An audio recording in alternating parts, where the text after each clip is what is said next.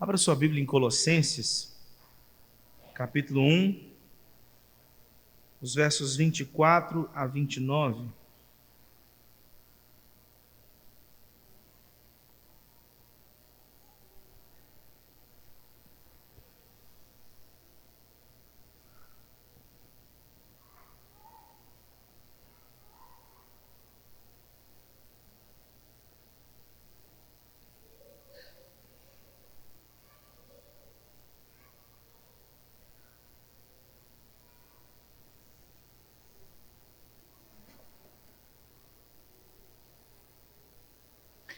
Colossenses capítulo 1, versos 24 a 29, mantenha sua Bíblia aberta para que você tenha condições de acompanhar a exposição do texto. Assim nos diz a palavra do Senhor. Agora, me regozijo nos meus sofrimentos por vós, e preencho o que resta das aflições de Cristo na minha carne, a favor do seu corpo, que é a igreja, da qual me tornei ministro de acordo com a dispensação da parte de Deus, que me foi confiada a vosso favor para dar pleno cumprimento à palavra de Deus.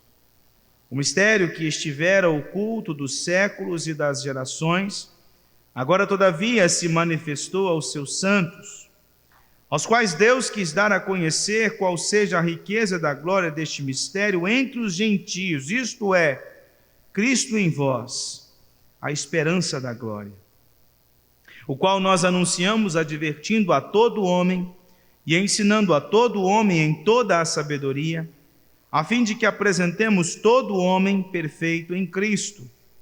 Para isso é que eu também me afadigo, esforçando-me o mais possível, segundo a sua eficácia que opera eficientemente em mim. Oremos.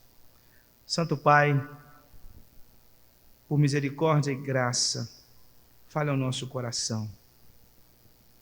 Tua palavra foi lida e será exposta. Tenha misericórdia de mim, Pai. Nós queremos compreender a beleza da Tua palavra. Queremos ser preenchidos por ela nesta noite. E eu rogo ao Senhor que me use apesar das minhas fraquezas, fragilidades. Ó Deus eterno, que o nome do Senhor seja honrado. Que o nome do Senhor seja exaltado. Que a glória do Senhor seja declarada na exposição deste texto. E que assim a tua igreja aqui presente seja alimentada, fortalecida e instruída, a fim de que de fato, ó Pai, possamos, conforme lemos, sermos diariamente aperfeiçoados pela palavra do Senhor em nós, para a glória do Senhor, para o nosso bem, em nome de Cristo, Senhor. Amém.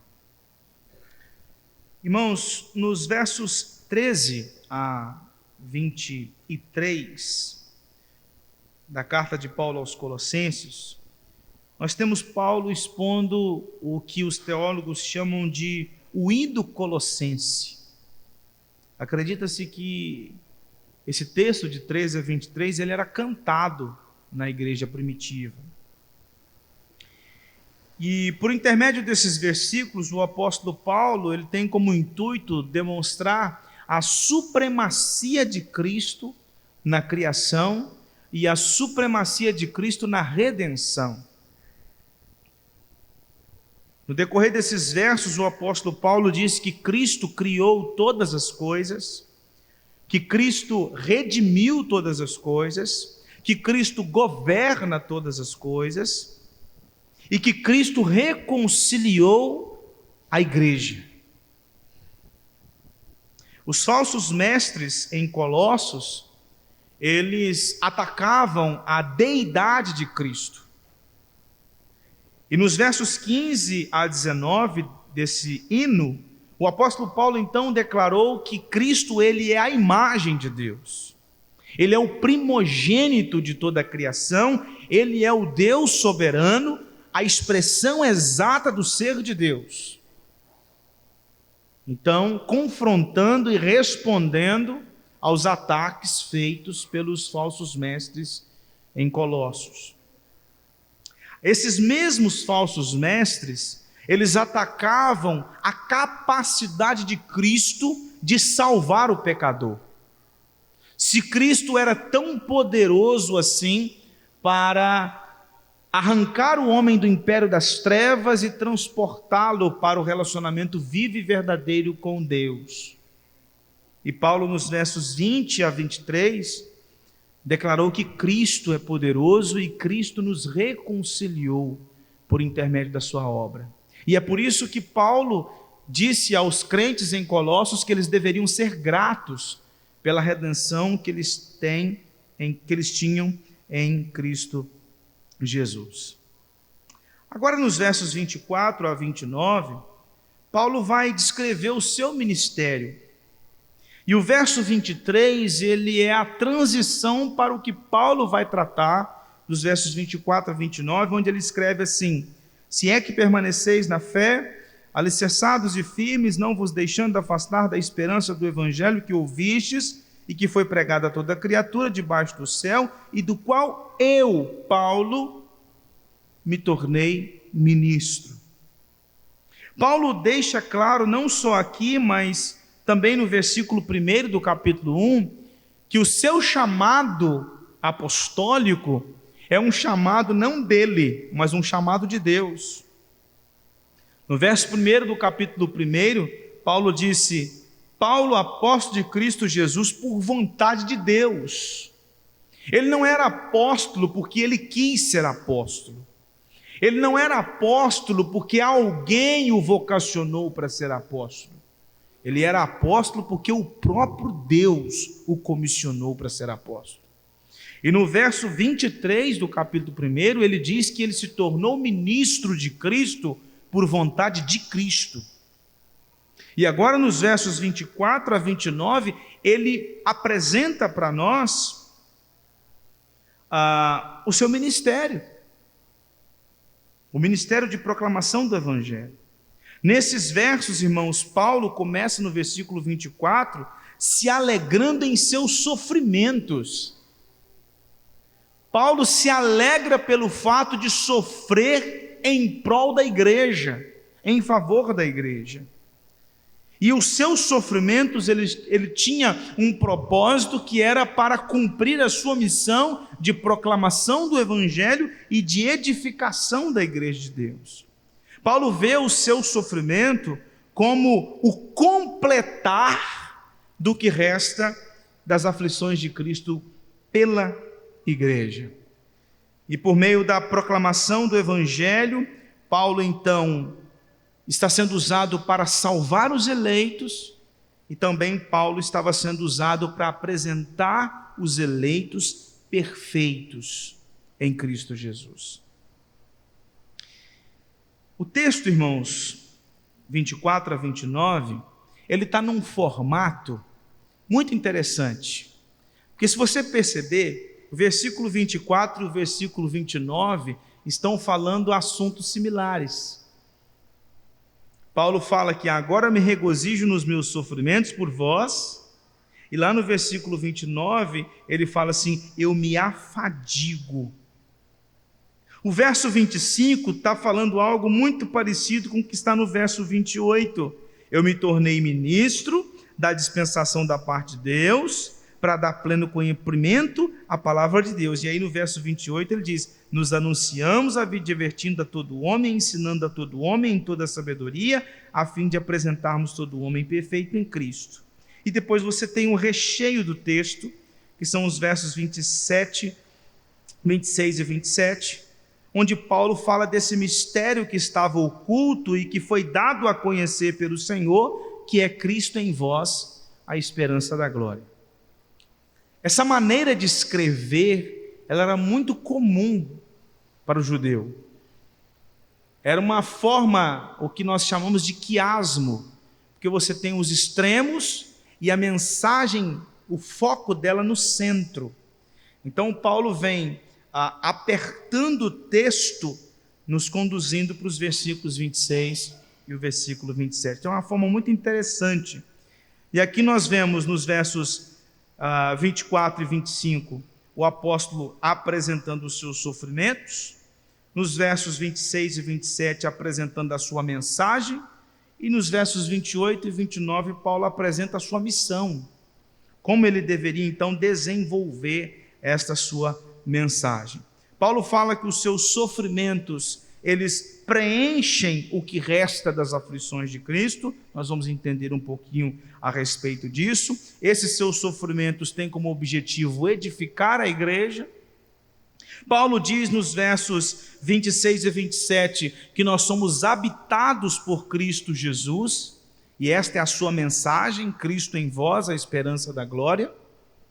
E nos versos 28 e 29 o apóstolo Paulo diz a respeito da sua missão, que é de apresentar todo o homem perfeito em Cristo Jesus. Então, irmãos, nos versos 24 a 29, nós temos Paulo afirmando que o seu ministério consistia em conduzir a igreja à plena maturidade em Cristo Jesus.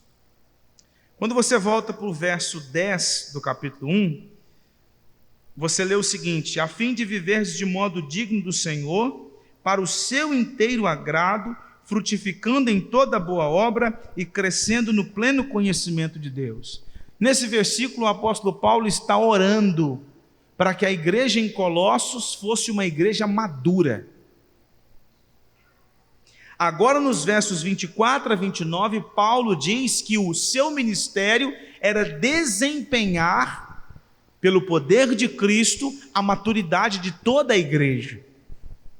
E lá no capítulo 2, no verso 6, o apóstolo Paulo escreveu assim: ora, como recebestes Cristo Jesus, o Senhor, assim andai nele. E o verso 7, nele radicados e edificados e confirmados na fé, tal como fostes instruídos, crescendo em ações de graças.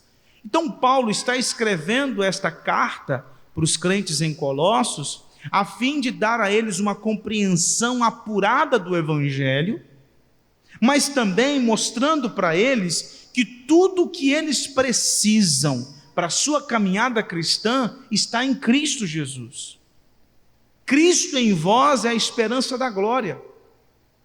Vocês devem se lembrar que na primeira exposição que nós fizemos aqui da carta aos Colossenses, nós trouxemos aquela história daquele pastor que esqueceu a chave. Vocês talvez devem se lembrar dessa história. E que no final da história a moral era a seguinte: a chave estava com ele e ele não conseguia entrar dentro de casa com a chave no bolso. E nós trouxemos a lição do seguinte: tudo o que nós precisamos para a nossa vida cristã, nós já temos. Cristo em vós, a esperança da glória. E Paulo então quer mostrar para aquela igreja que ela já tem tudo. E ela não precisa ficar dando ouvidos aos falsos mestres daquela época, que pregavam uma heresia terrível, uma mistura de judaísmo com gnosticismo, com filosofia grega e uma série de outras coisas. Era um sincretismo, era uma heresia sincrética, porque ela misturava elementos de várias religiões e de vários grupos e de várias filosofias e ideologias. E Paulo então está preparando esta igreja para ser madura. E como ela é madura? Quando ela cresce em Cristo, quando ela se fortalece em Cristo Jesus. Então vamos ver aqui, primeiro os versos 24 e 25, onde Paulo expressa o seu sofrimento. Agora me regozijo nos meus sofrimentos por vós, e preencho o que resta das aflições de Cristo na minha carne, a favor do seu corpo, que é a igreja, da qual me tornei ministro de acordo com a dispensação da parte de Deus, que me foi confiada a vosso favor, para dar pleno cumprimento à palavra de Deus. Irmãos, o apóstolo Paulo estava preso em Roma por pregar o evangelho. Mas Paulo não se entregou à murmuração.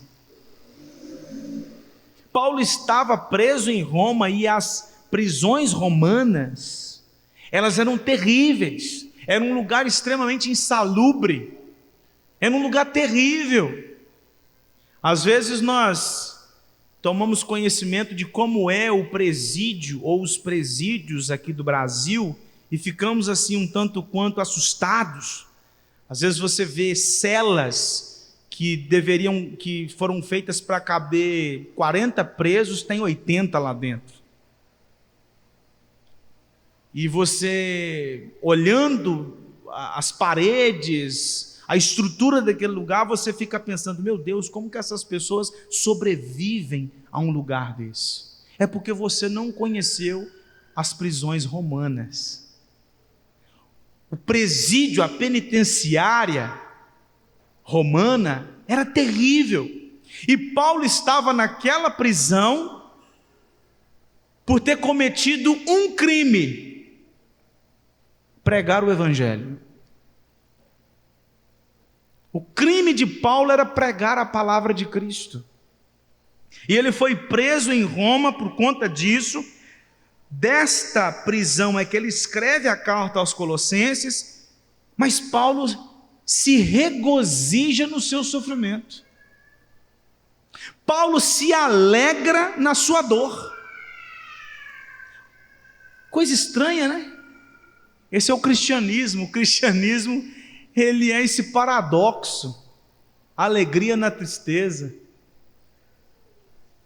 O cristianismo ganha quem perde.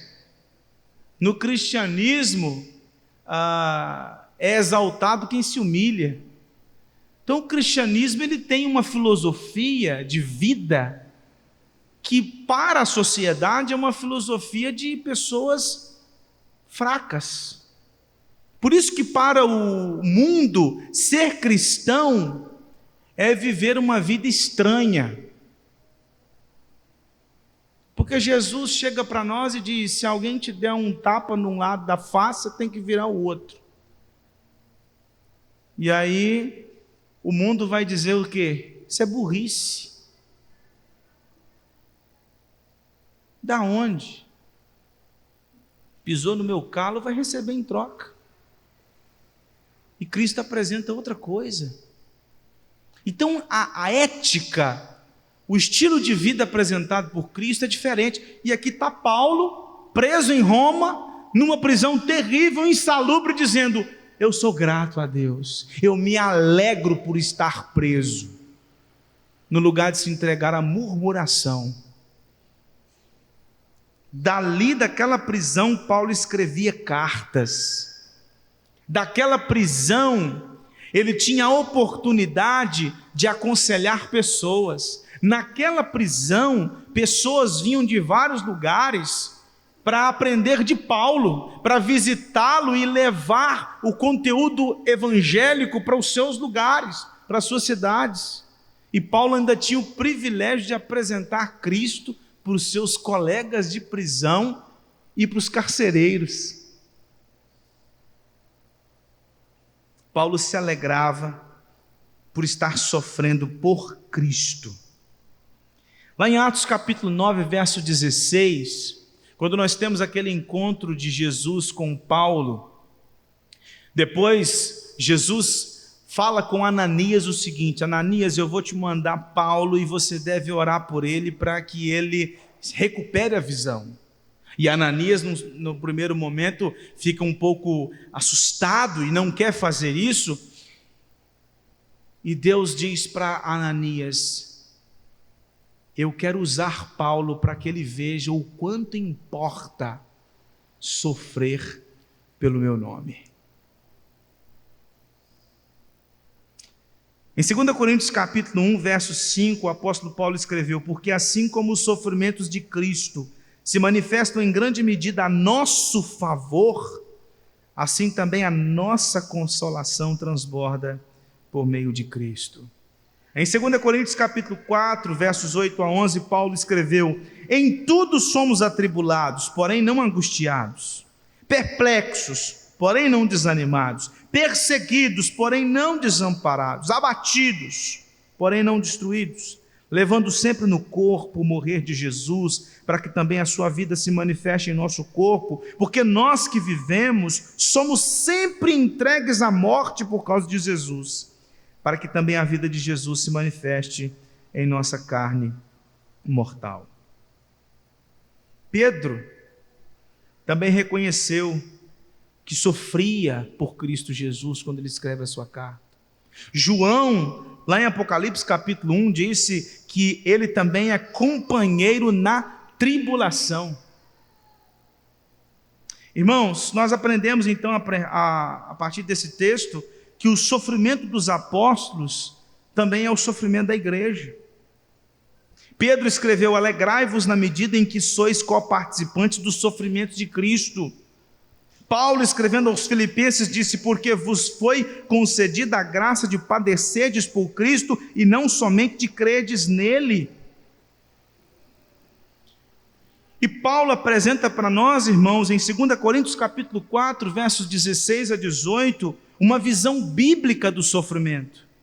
Por isso não desanimamos. Pelo contrário, mesmo que o nosso homem exterior se corrompa, contudo o nosso homem interior se renova de dia em dia, porque a nossa leve e momentânea tribulação produz para nós eterno peso de glória, acima de toda comparação, não atentando nós nas coisas que se veem, mas nas que se não veem, porque as que se veem são temporais, e as que se não veem são eternas.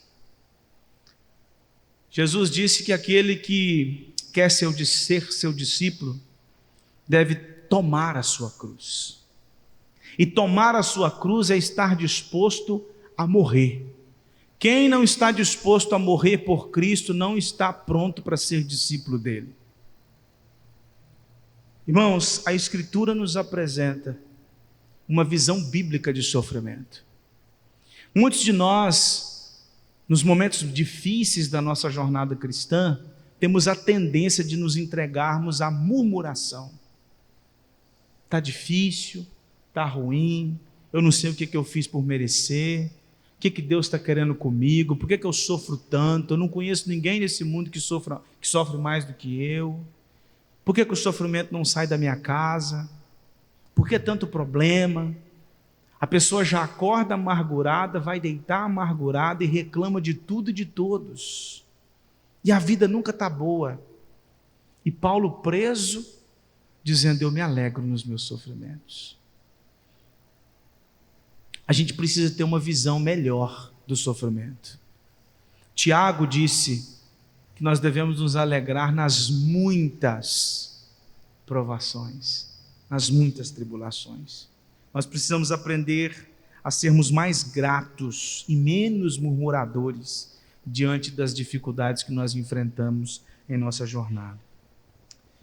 Só que esse texto, irmãos, ele diz algo que num primeiro momento parece estranho, porque Paulo ele diz assim: e preencho o que resta das aflições de Cristo na minha carne, a favor do seu corpo, que é a igreja. Algumas pessoas podem pensar que o sofrimento de Paulo vai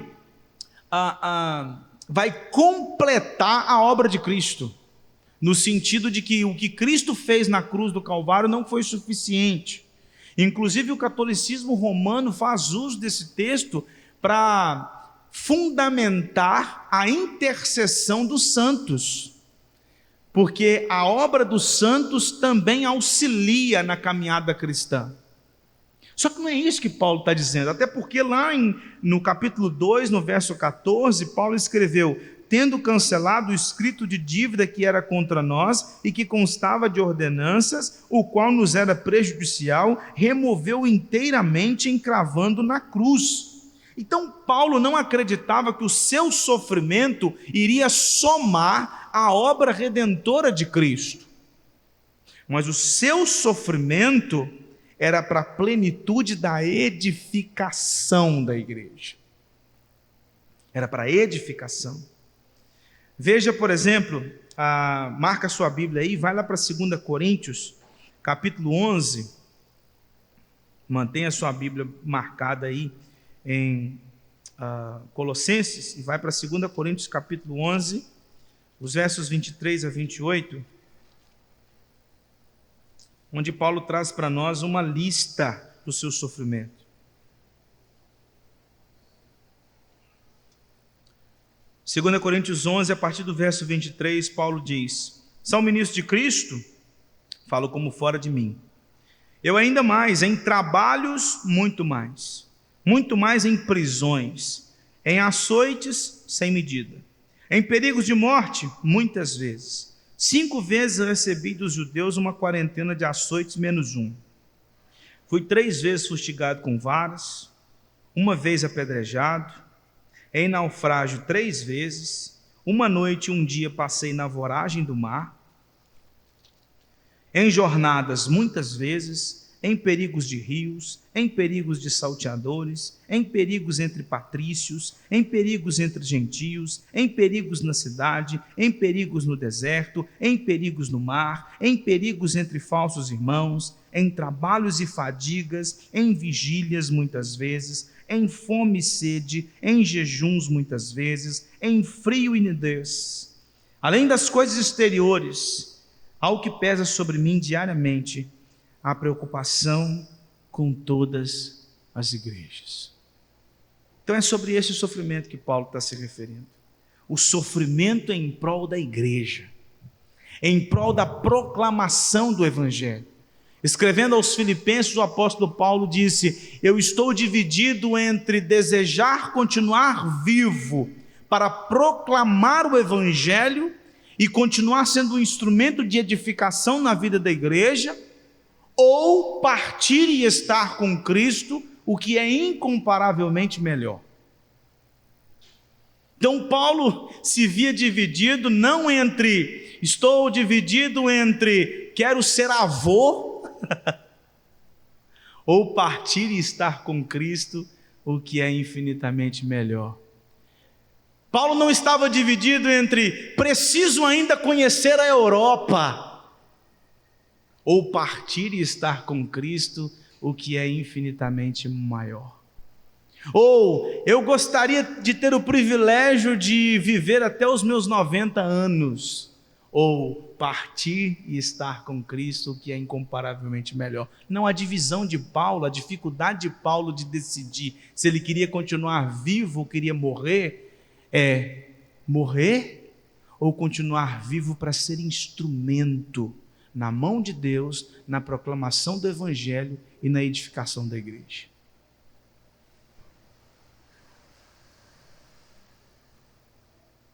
O sofrimento de Paulo, irmãos, é em favor da igreja de Cristo. Não é uma referência a uma denominação ou a todos aqueles que frequentam a igreja. A seu favor, o favor do seu corpo, que é a igreja, é uma referência à igreja invisível, ou seja, aos eleitos de Deus. O sofrimento de Paulo era em favor da igreja comprada por Cristo Jesus. E por mais que existisse ali aqueles que eram falsos cristãos, o sofrimento de Paulo era por saber que no meio dos falsos irmãos existiam os verdadeiros irmãos, os verdadeiros crentes.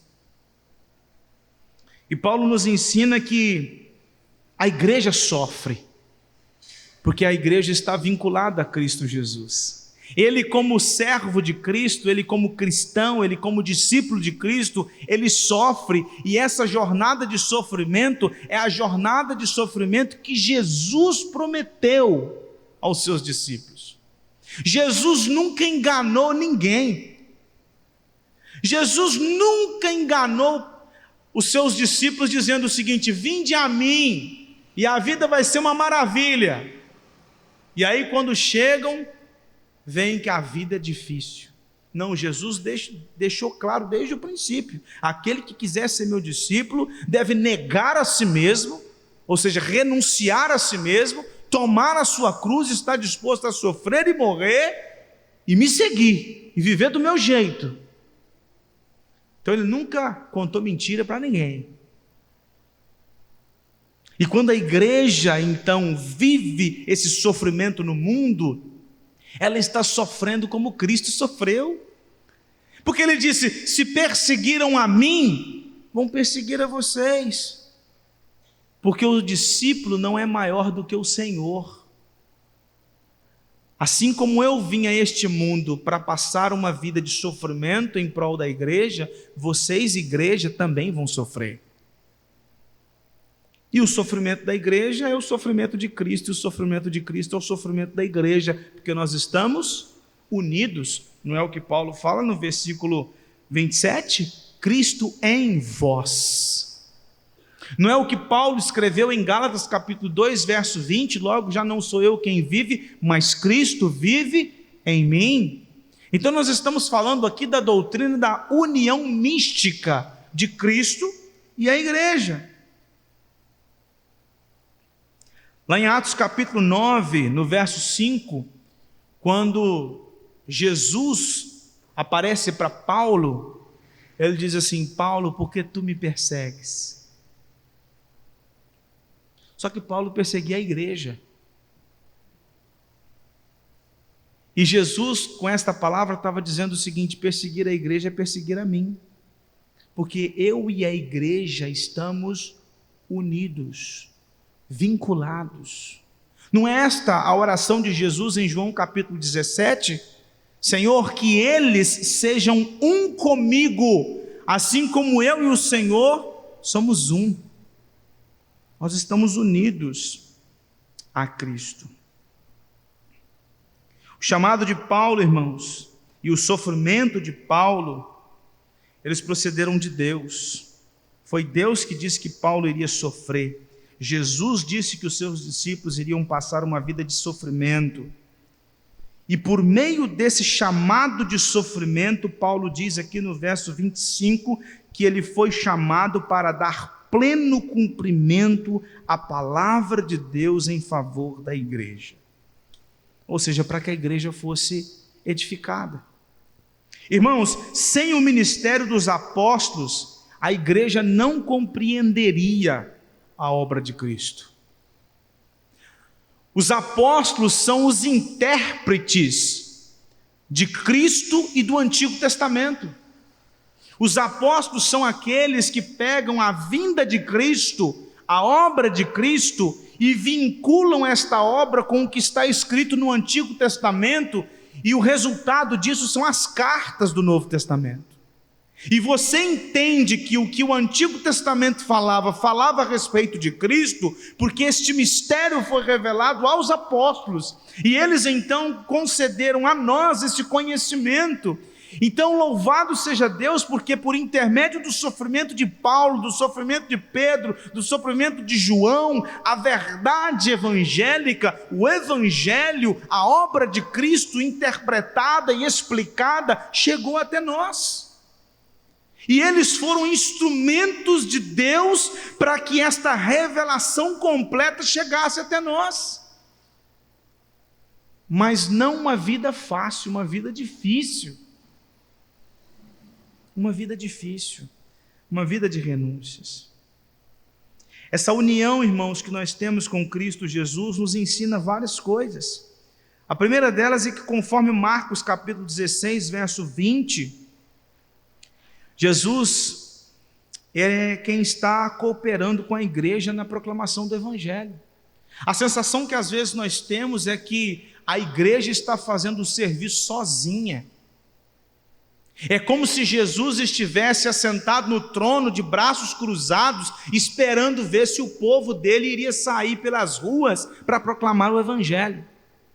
Só que o texto de Marcos 16, verso 20 diz que Jesus é aquele que está à frente da igreja, conduzindo a igreja na proclamação do evangelho. Porque a igreja é o corpo dele. A igreja é o corpo.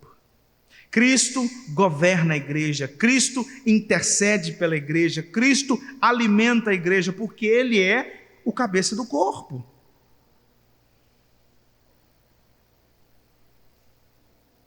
A redenção, a justificação, são atos de Cristo fora do corpo.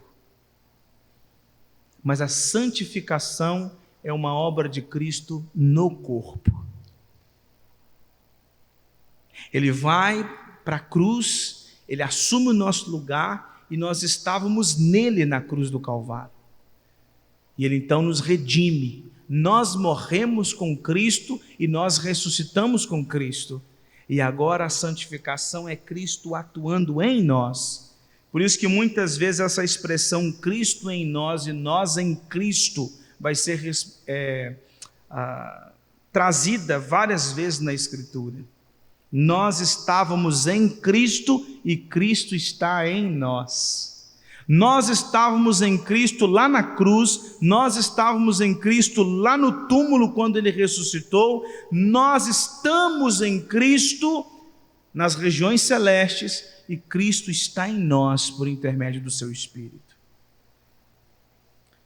Paulo disse em Romanos capítulo 8, versos 28 e 29, sabemos que todas as coisas cooperam para o bem daqueles que amam a Deus, daqueles que são chamados segundo o seu propósito, porquanto aos que de antemão conheceu, também os predestinou para serem conformes, tomarem a forma da imagem de seu Filho, a fim de que ele seja o primogênito entre os muitos irmãos.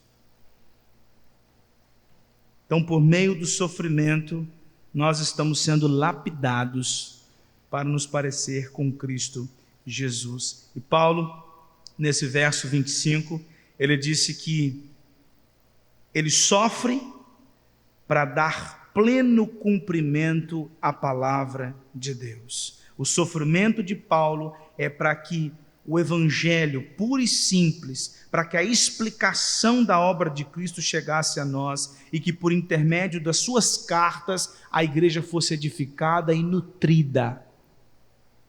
Mas isso foi debaixo de muita dor, de muito sofrimento. As cartas de Paulo chegaram até nós, mas elas chegaram até nós manchadas com sangue. Elas chegaram até nós sujas de sangue, porque ele sofreu para parir suas cartas em prol da igreja. Os versos 26 e 27, Paulo apresenta qual era a sua mensagem. O mistério que estivera oculto dos séculos e das gerações, agora todavia se manifestou aos seus santos, aos quais Deus quis dar a conhecer qual seja a riqueza da glória deste mistério entre os gentios, isto é, Cristo em vós, a esperança da glória. Irmãos, o cristianismo não é uma religião de mistérios. Os falsos profetas de Colossos, eles ensinavam uma busca das coisas misteriosas e era uma busca que apenas alguns poderiam alcançar. E essa mentalidade, às vezes, está presente dentro da igreja evangélica brasileira. Aquela mentalidade de que a oração do pastor é a oração mais forte. É aquela ideia de que a oração daquele irmão mais velho é mais forte. A oração daquela irmã mais piedosa, ela é mais forte. Essa é uma cultura que vem do ensino desses homens lá de Colossos, de que apenas alguns dentro da igreja possuem um conhecimento misterioso e têm acesso a coisas que os demais não têm. É como se no meio da igreja existisse uma casta de crentes diferente dos demais. Só que Paulo está dizendo aqui, não tem mistério. O cristianismo não é uma religião de mistérios. Aquilo que era mistério, Paulo fala aqui, foi revelado. Aquilo que era mistério foi dado a conhecer. Aquilo que estava oculto foi revelado. E foi revelado, aqui Paulo fala, aos seus santos. Aos santos aqui ele está se referindo aos apóstolos. Os apóstolos receberam a revelação por inspiração do Espírito Santo, mas eles não ficaram com essa revelação para eles, para serem a casta diferenciada da igreja. Eles pegaram essa revelação E eles então transmitiram essa revelação. No Antigo Testamento, irmãos, nós temos a promessa do Messias, e nós temos várias informações, e essas informações foram interpretadas pelos apóstolos. Eles é quem interpretaram os atos de Jesus e aquilo que estava no Antigo Testamento.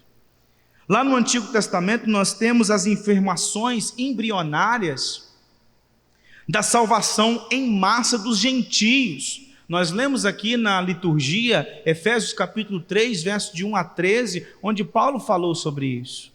A proclamação do evangelho aos gentios, essa proclamação em massa aos gentios, era algo que estava no Antigo Testamento, mas que foi interpretado e trazido à luz pelos apóstolos.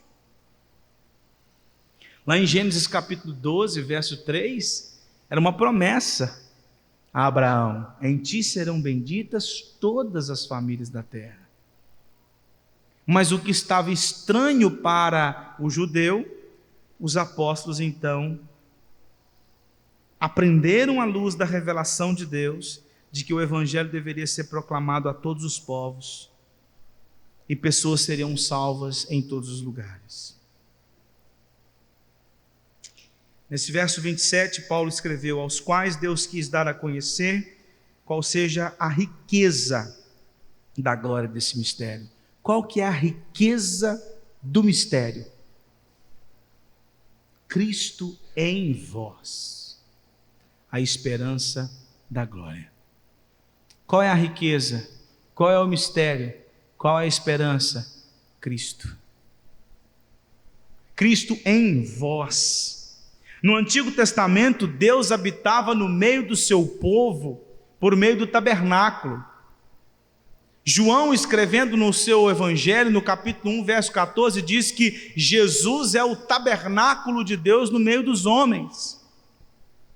E Paulo, escrevendo em Romanos capítulo 6, disse que nós estávamos em Cristo, nós fomos batizados com Cristo na sua morte, e nós ressuscitamos com Cristo, e nós agora estamos transformados pelo poder de Cristo, por causa dessa união que nós temos em Cristo Jesus, porque nós morremos com Ele, nós ressuscitamos com Ele. Escrevendo em Efésios capítulo 2, verso 6, Paulo diz que nós estamos assentados nas regiões celestes com Cristo Jesus, e nós somos habitados pelo Santo Espírito da promessa, habitados e selados para o dia final. Então é isso que Paulo está dizendo: Cristo em vós, vocês estão unidos, vinculados a Cristo Jesus. Logo já não sou eu quem vive, mas Cristo vive em mim. Escrevendo aos Gálatas no capítulo 4, verso 19, Paulo disse: meus filhos, por quem de novo sofro as dores de parto, até ser Cristo formado em vós.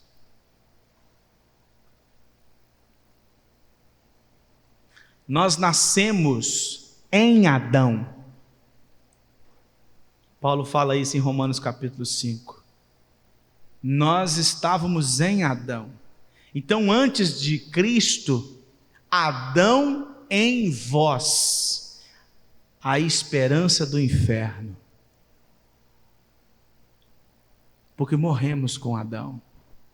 Mas agora, Paulo diz: Cristo em vós, a esperança da glória.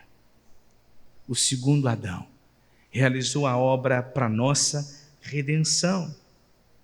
Por isso que lá em 1 Coríntios capítulo 15, verso 49, Paulo escreveu: assim como trouxemos a imagem do que é terreno, ou seja, assim como nós trouxemos a imagem de Adão, devemos também trazer a imagem do celestial. Havemos de trazer a imagem de Cristo. Cristo está sendo formado em nós. Nós estamos em Cristo.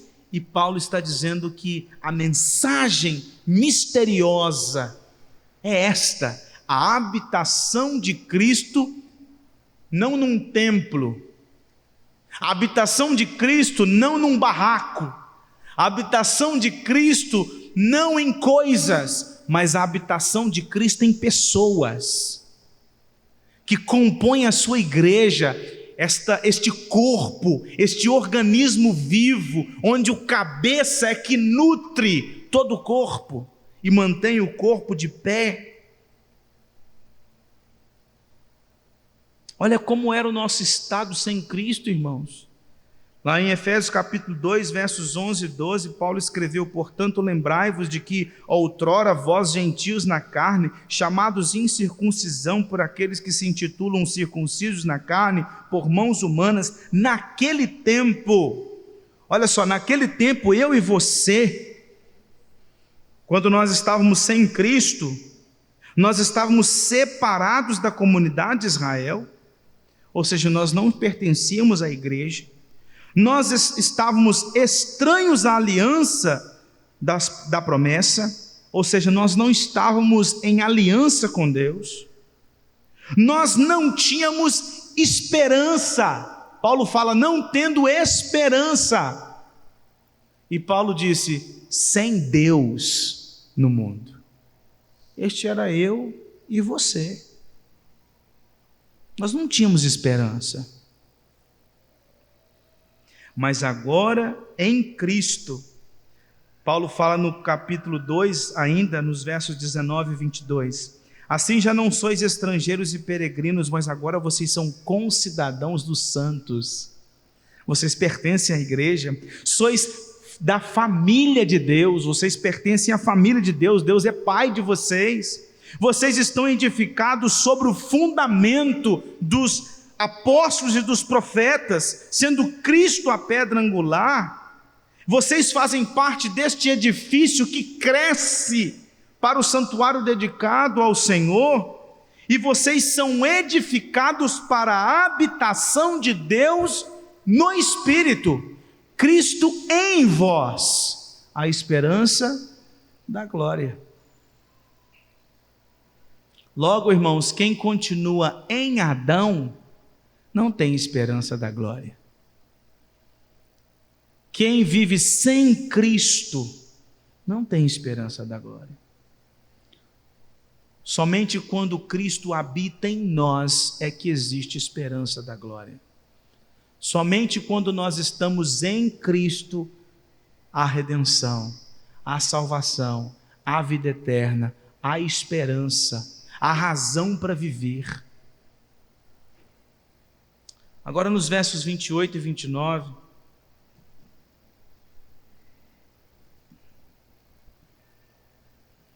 o apóstolo Paulo fala de sua missão.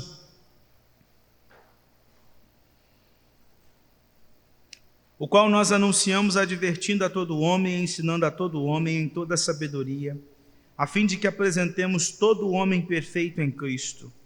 Para isso é que eu também me afadigo, esforçando-me o mais possível, segundo a sua eficácia que opera eficientemente em mim. Paulo disse que a sua mensagem é Cristo em vós, a esperança da glória para todo homem. E aqui todo homem é uma referência a tanto judeu quanto gentio. Transformado pelo poder de Deus, faz parte da igreja. A palavra aqui sabedoria, porque ele fala aqui todo homem em toda a sabedoria, e todo homem perfeito em Cristo, tanto perfeito quanto sabedoria ou conhecimento, eram duas palavras, dois termos, que eram extremamente utilizados pelos falsos mestres lá em Colossos. E eles entendiam que essa perfeição, ela era encontrada, mas não em Cristo Jesus. Cristo era importante, mas essa perfeição ela era encontrada em outros mecanismos, que mais à frente Paulo fala a respeito dos rudimentos do mundo, das filosofias humanas e assim por diante.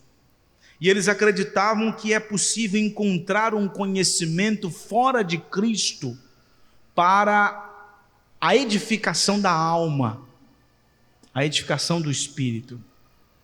E Paulo, nesse verso 28, ele diz que o objetivo dele, o ministério dele era anunciar, advertindo, ensinando em toda sabedoria, a fim de apresentar todo homem perfeito, mas perfeito em Cristo.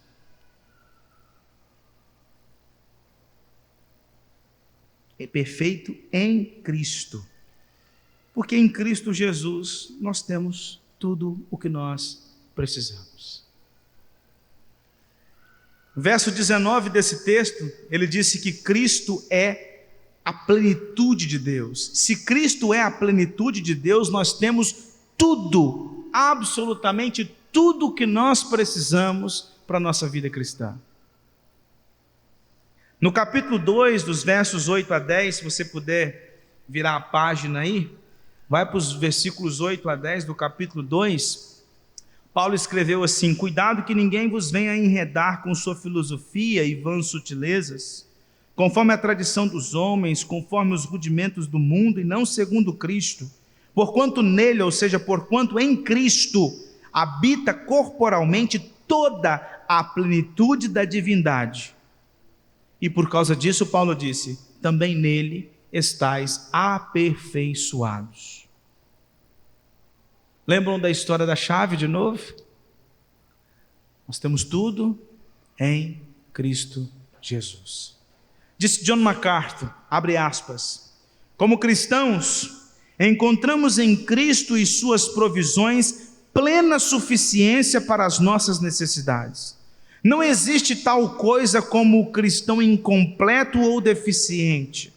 O divino poder de nosso Salvador já nos outorgou tudo relacionado à vida e à piedade. A sabedoria humana nada oferece para aumentar isso. No momento da salvação, cada cristão recebe tudo o que precisa. Ele precisa crescer e amadurecer, mas nenhum dos recursos necessários lhe falta. Não há necessidade de se buscar algo mais. Possuir o Senhor Jesus Cristo é ter todo o recurso espiritual, toda força, sabedoria, consolo, alegria, paz, significado, valor, propósito, esperança e realização na vida, agora e para sempre, estão inseparavelmente contidos nele. O cristianismo é um relacionamento todo suficiente com um Cristo todo suficiente. Fecha aspas.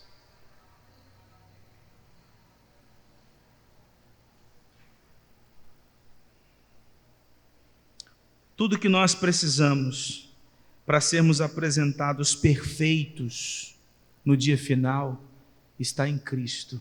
E Paulo diz no verso 27, Cristo está em vós.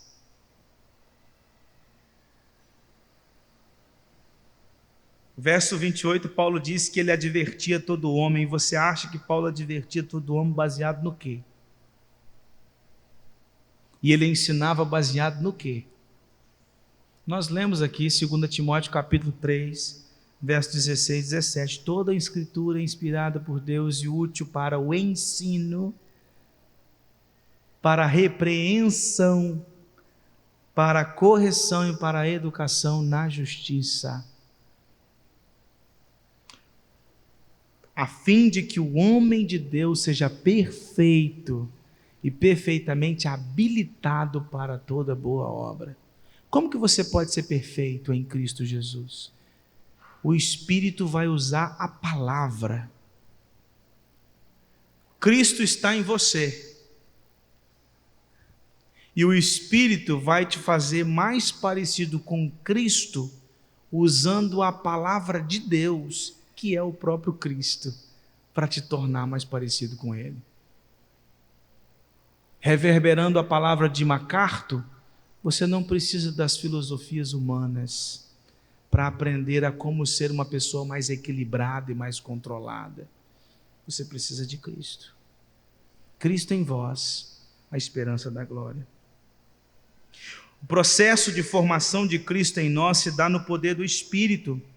Estou plenamente certo de que aquele que começou boa obra em vós há de completá-la até o dia de Cristo Jesus. É a Trindade trabalhando para a nossa perfeição.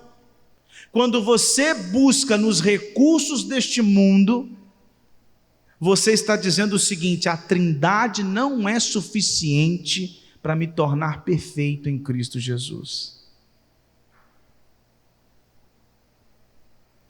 Cristo formado em vós. E no verso 29 o apóstolo Paulo diz: para isso é que eu também me afadigo. E aqui, irmãos, essa palavra afadigo é uma palavra que era muito usada na época para se referir ao trabalho, ao treinamento de um atleta, uma pessoa que estava se preparando para uma competição. Então Paulo está dizendo assim: para isso é que eu também me preparo assim ao máximo. Eu dou o meu melhor, eu me entrego, eu me afadigo, eu me esforço o mais possível. E aí Paulo, na parte final do verso 29, diz: segundo a sua eficácia que opera eficientemente em mim. Paulo fala assim: eu faço tudo para apresentar vocês perfeitos em Cristo Jesus, mas a minha confiança não está na minha competência de fazer isso, mas no poder de Deus que atua em mim. Eu me esforço, eu faço a minha parte, mas descansado na obra de Cristo em mim, porque Paulo entendia também que Cristo estava nele, e que ele precisava de Cristo, ele dependia de Cristo. Então, irmãos, a gente aprende aqui que os pastores, eles são vocacionados para discipular e treinar a igreja no serviço cristão. Lá em Efésios capítulo 4, versos 11 a 16, Paulo disse que os profetas, os apóstolos, os evangelistas, os pastores e mestres foram dados por Deus à igreja para treinar a igreja, a fim de que a igreja, cada membro cresça ao ponto de serem maduros em Cristo Jesus, buscando a perfeita varonilidade em Cristo Jesus. Então o ministério do pastor, o ministério dos pastores, não é entreter a igreja. O ministério dos pastores, por mais que tenha o seu lugar, não é tomar cafezinho com bolo de fubá na casa dos crentes.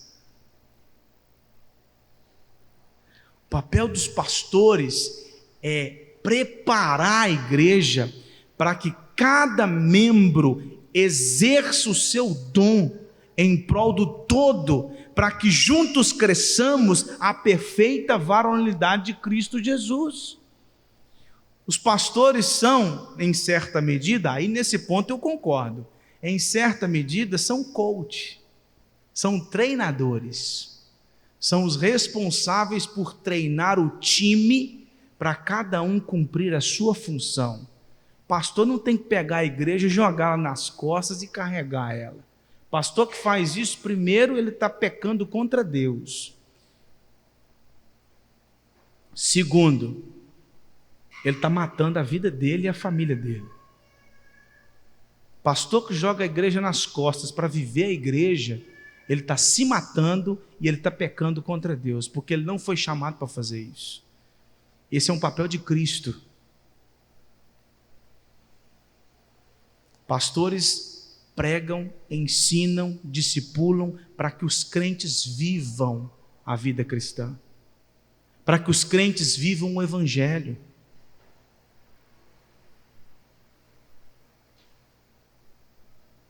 É para isso. Portanto, irmãos, nós devemos nos esforçar ao máximo em nossa caminhada cristã, mas sempre confiando na atuação de Deus em nós. Como disse Paulo no verso final: porque Deus é quem efetua em vós tanto o querer como o realizar. Nos esforçar ao máximo para viver a vida cristã, nos esforçar ao máximo para viver o evangelho, mas confiando na obra de Cristo Jesus. Eu quero caminhar para a conclusão dizendo que Paulo, apesar dos seus sofrimentos, ele busca a unidade dos crentes em amor, arraigada na fé. E essa fé é o conhecimento salvador do mistério de Deus, que é completo em Cristo para sempre. Todos os tesouros da sabedoria e do conhecimento estão em Cristo Jesus. E a igreja, o cristão, deve buscar Cristo na Escritura antes de se voltar para as filosofias deste mundo. Mas também nós aprendemos que a supremacia de Cristo também está sobre o ministério pastoral, porque o objetivo dos pastores é proclamar o evangelho suficiente de Cristo Jesus, a fim de preparar a igreja no evangelho suficiente de Cristo Jesus. E quando nós procuramos os artifícios humanos, nós não confiamos no Cristo em nós. Nós confiamos nas metodologias, nas ideologias e nas filosofias desse tempo.